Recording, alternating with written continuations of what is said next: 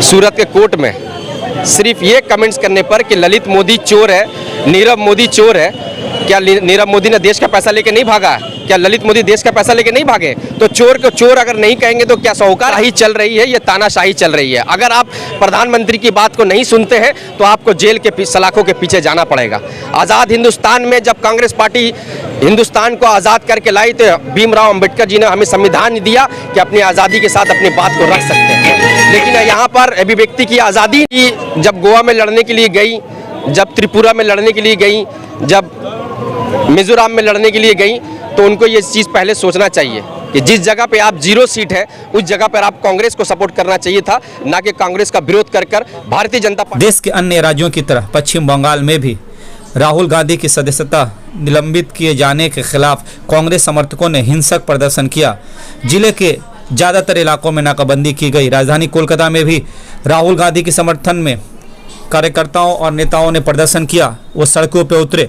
उन्होंने कहा कि मोदी सरकार एक अकेले आदमी से डरती है और ये सिर्फ राहुल गांधी को रोकने के लिए तमाम मंसूबाबंदी की गई। इसको लेकर के सारी विपक्ष पार्टियां भी एकजुट देखी गई और राहुल गांधी की सांसद पद की अस्वीकृति का विरोध किया।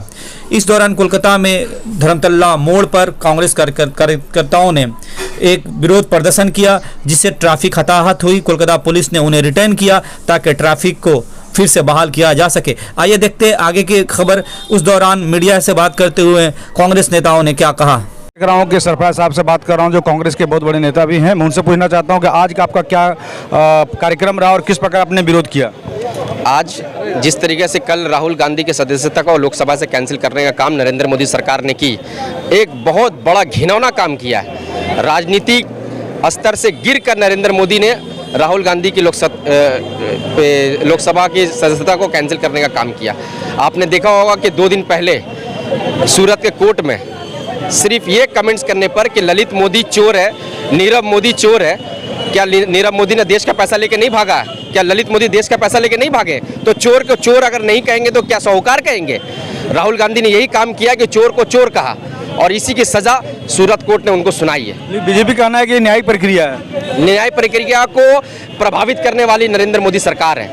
न्याय प्रक्रिया के सम्मान हमेशा कांग्रेस पार्टी शुरू से करते आई है, लेकिन जब न्याय प्रक्रिया को प्रभावित करने लगे ये सरकार, तो आप समझ लीजिए कहीं ना कहीं बड़ा घोटाला है।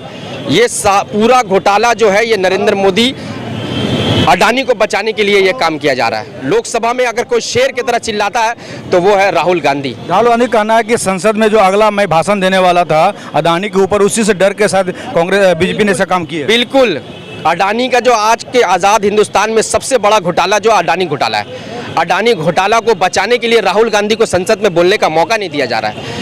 कांग्रेस के प्रवक्ता जब कांग्रेस संसद में बोल रहे हैं तो उनके माइक को म्यूट कर दिया जा रहा है, संसद को स्थगित कर दिया जा रहा है। संसद चलने, रूलिंग पार्टी संसद को नहीं चलने दे रही है। इससे बड़ा दुर्भाग्य की बात क्या होगी?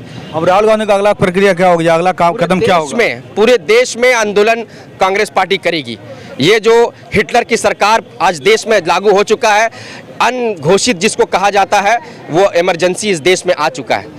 और जिस तरीके से अंग्रेजों के खिलाफ पूरे भारत में कांग्रेस पार्टी लड़कर अंग्रेज को यहाँ से भगाई थी, उसी तरीके से कांग्रेस पार्टी फिर से भारत जोड़ो यात्रा के माध्यम से लोगों को जोड़ने का काम करेगी। और ये नरेंद्र मोदी भ्रष्ट सरकार जो अडानी के रूप में घोटाला कर रही है, उसको उजागर करने का काम करेगी। 2024 में मैं आपके मीडिया के माध्यम से ये कहना चाहता हूं कि 2024 में अगर आज़ाद हिंदुस्तान में जीना चाहते हैं हिंदुस्तान के लोग, तो कांग्रेस पार्टी के साथ जुड़ जाओ, वरना गुलाम बनने में 1 साल रह गया है, तुम्हें गुलाम बना कर रखिए। कांग्रेस भी एक विपक्षी दल है और टीएमसी भी, लेकिन टीएमसी का ढुलमुल रवैया पर क्या बोलना चाहेंगे? जिस प्रकार तृणमूल कांग्रेस को ये सोचना चाहिए कि आज जो हिंदुस्तान में परिस्थिति है नौजवान की नौकरी की है, आज जो परिस्थिति है हिंदू मुसलमान के आपस में लड़ाई लगाने वाले ये सरकार को रोकने का है। आज तृणमूल कांग्रेस को ये सोचना चाहिए कि एक कदम आगे बढ़ाकर राहुल गांधी का कंधे से कंधा मिलाकर साथ देना चाहिए, ना कि अपनी राजनीति रोटी सेकें। मैं आपके मीडिया के माध्यम से ये कहना चाहता हूँ ममता बनर्जी और अभिषेक बनर्जी को कि ये वक्त हिंदुस्तान को जोड़ने का है, ना कि हिंदुस्तान को तोड़ने का है।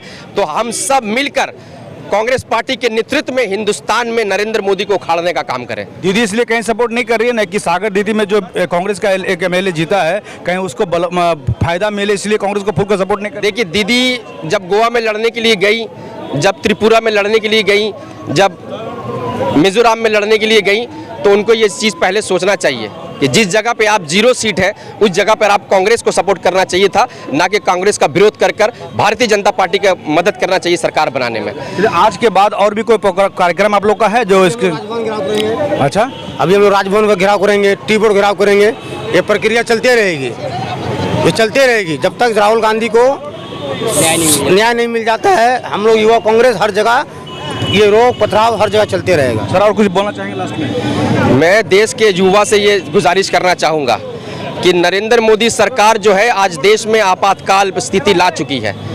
जब इतने बड़े पार्टी के नेता राहुल गांधी के सदस्यता को कैंसिल कर सकती है, तो देश के किसी भी पार्टी के नेता को वो किसी भी तौर पे गिरा सकती है। इसलिए पूरे देश के पार्टी से मेरा ये गुजारिश है कि कांग्रेस पार्टी के साथ मिलकर कांग्रेस का राहुल गांधी का साथ दें। नरेंद्र मोदी को इस सरकार से हटाने का काम सिर्फ और सिर्फ राहुल गांधी के नेतृत्व में हो सकता है। जो घटनाएं कहीं पाकिस्तान में देखने मिलती थी कि विरोधी दल को जेल में डाल दो, संसद से निकाल दो, वो भारत में देखने को मिल रही है। ये हिटलर शाही चल रही है, ये तानाशाही चल रही है। अगर आप प्रधानमंत्री की बात को नहीं सुनते हैं तो आपको जेल के सलाखों के पीछे जाना पड़ेगा।